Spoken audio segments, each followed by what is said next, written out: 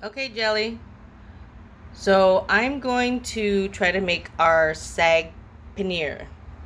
I showed you all the stuff that we got at the market, or that I got at the market, the spinach and the paneer. So I'll send you a picture of all the other ingredients that I think we'll need. The best part is oh, don't mind the Jack Daniels. The best part is I'm gonna try to make it all in one pot. Whereas all the other videos I've seen make you um, boil the spinach and then grind it in a bullet or whatever. But I'm going to try to do it all in one pot. Okay? Everything's chopped. Garlic, onion, ginger, tomatoes, and we're going to start. Okay, so I'm heating the pan, putting in a good amount of olive oil. What I learned was that you could use, for more flavor, ghee, which I think you have in your cabinet. But if you don't have ghee, you can do this with olive oil and butter, because ghee is just really butter. I'm going to try to do this real fast because I hate doing videos. This, got all that. The one thing I don't have is cumin seed. So you would do this and then put in cumin seed and brown the cumin seed. But since I don't have that, so we're going to do onions first. And let that brown up. And then I used red onion, but you can use any onion you want. I thought red might make it a little sweeter. Then I put in the tomatoes and the garlic and ginger. Then we gotta let that wilt. Okay, so this is getting soft. And I forgot to say, it doesn't matter how big the chunks are when you cut, because we're gonna blend it anyway. So we're gonna do turmeric. Let's do turmeric. A teaspoon of turmeric. One more. And do a teaspoon of chili powder. Because I know you like it spicy. You can add green peppers if you want. Not green peppers, but chili peppers when you're doing this. I just didn't do it. I'm going to add a teaspoon of salt. I usually use kosher salt. Actually, it's a teaspoon. Probably 2 teaspoons. That's a lot of food. Add cumin. Probably another teaspoon cumin. I always put stuff away while I'm doing it. We're going to add half teaspoon of pepper. I'm not a big pepper fan. And let that come to a nice little glaze, or a, what do I want to say? Kind of like a paste. We'll put that in a paste. And I'm going to turn down the flame just a little. I got it a little high so it could turn into this pasty mix. But you don't want to burn it, so turn it down a little.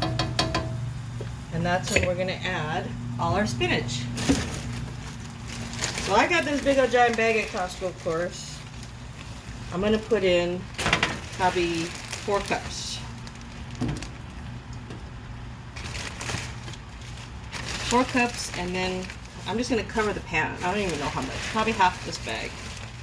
Because I'm going to send some to you, and I'm going to keep some for myself. And I probably used half the bag. So now that I put all the spinach on top, just cover it and let it steam a little. That's why I turned down the flame. And once it's wilted, we're ready to go. So all the seasonings are in there, and then we're going to blend it. Okay, so let's check it. It's starting to wilt. So we're just going to stir it around a little bit. so that the spinach cooks evenly. And the reason that I'm making it one pot is because all the stuff that I've seen where they boil the spinach, squeeze it, and then blend it, or boil it, squeeze it, and blend it, yeah. And then what they're doing is putting the puree in here and then adding water. Well, what's the point of adding water when you're squeezing out all the good spinach water? So just do it all in one pot. You get to save your spinach water, your vitamins, and not dirty any other pots. And what I read or researched was that Saag means greens, and Palak paneer is spinach. Palak is spinach and Saag is just greens. So I'm going to try this again. And the different greens they use are like kale or mustard or any kind of greens that you like. So we'll try it that way and see if it tastes any different.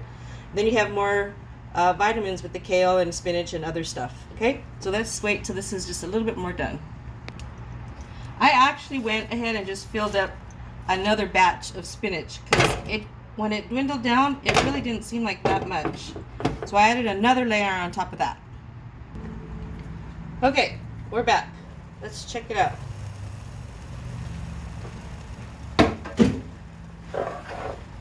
It's got some great smells. It looks pretty well done. I don't know if you can see. That's pretty well done. So when I was looking at all the different videos, there's a color issue, I guess. So if you want it really, really green, then you do have to blanch it. And after you blanch it, you drain the hot water and you put the spinach, the hot spinach, in a thing of ice cold water. So then you let it sit and then you have to squeeze out the water. Well, this is the only way I can think of to save all those vitamins. And I don't really care about the color, so I'm going to put in, or not put in, I'm going to use my little handy dandy, there we go.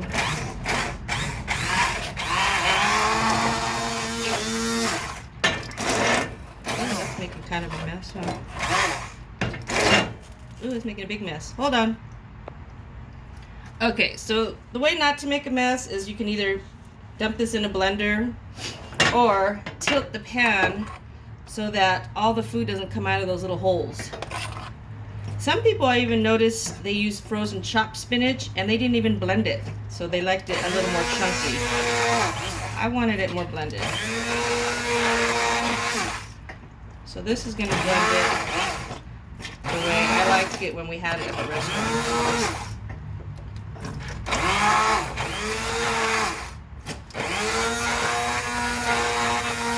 And of course, using it cast iron, you get more vitamins, you get more iron. Cast iron, get it? And it really does add more iron to your food, especially with like simmering it and letting it cook for a while, as opposed to grilling a steak. You still get more iron, but when it soaks like this, ooh, wow, then you get more vitamins from the iron cast iron. So it's kind of getting there.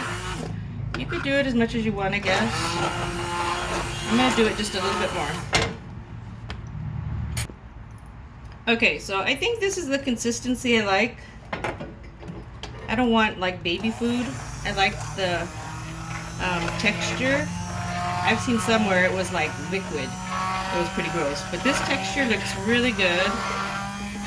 I think my little blender, my little hand blender here is going out. I might need a new one, but it should have already blended. I've been here for probably 5 minutes doing this, and it should have already done it better. So, time to get a new one of these. It seems to be alright, but anyway. Just take that off. And the other two ingredients that I didn't add yet, and I got a bunch of this. Look at this big old container. Garam masala. And I'm going to put a good tablespoon, or not tablespoon, teaspoon of that. And then this stuff, not sure what it is, but it had it in some recipes. Put that back over the fire. And in some it didn't. So if you don't have it, you can't get it, don't worry about it. It's called fenugreek. And you can use fresh fenugreek, like put it in here, it's like the spinach, or just add it like this, dried. And it does have a certain smell that gives it that little flavor. I think that we taste. So now let this simmer. And the garam masala, I've seen some recipes you can make it yourself, and that's what has the cardamom and the cinnamon and all that other stuff, and it smells really good. Oh wow, I'm really liking this. So you can add more salt later if you want more salt. Some people do it like different ways. Some people add lemon, juice of lemon, because I read that it helps digest the spinach. But that's up to you. My lemon tree is kind of bare right now, so I don't have any lemons to put in it. Then, I guess the magic ingredient is cream, heavy cream. So I put in a half a cup. And some people don't put any at all. Some people just use milk if you don't have cream. But butter was one of the main ingredients. There's some things that you didn't want to skimp on. Butter was one of them. And like I said, ghee. You can use ghee instead of butter. But the cream, you can always add more or less if you don't want the fat. You can use 2% milk if you want it to be less fat. But I got it at Costco when I got the spinach. So how's that looking? Looks in pretty... freaking smells great, man. So I'm gonna let this simmer for just a little bit before I add the paneer that I already chopped up. Some people fry the paneer. I didn't want to add the extra oil, but like 50-50 fry it and some don't. And depending on the region in India, is where these kind of changes take place. Some people do this, some people don't do this, or whatever. Anyway, I'm gonna let this simmer for a little bit.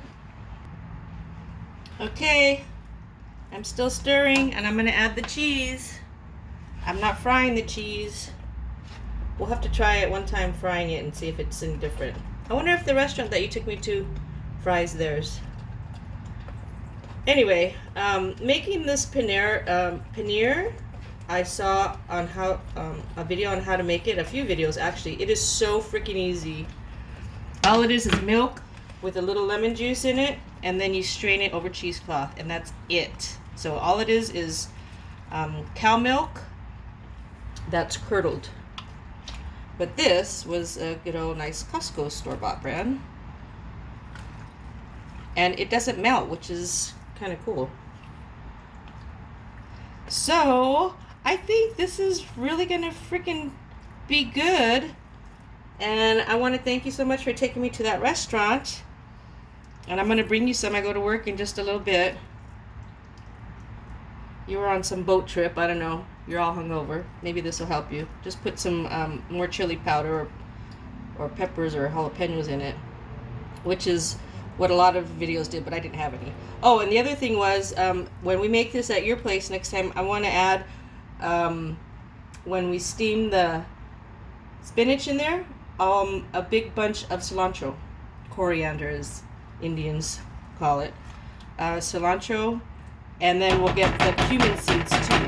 So those are the only two things I forgot. The bunch of cilantro and the cumin seeds, so we'll do that. I'm going to taste this and bring some over to you. Love you. Bye.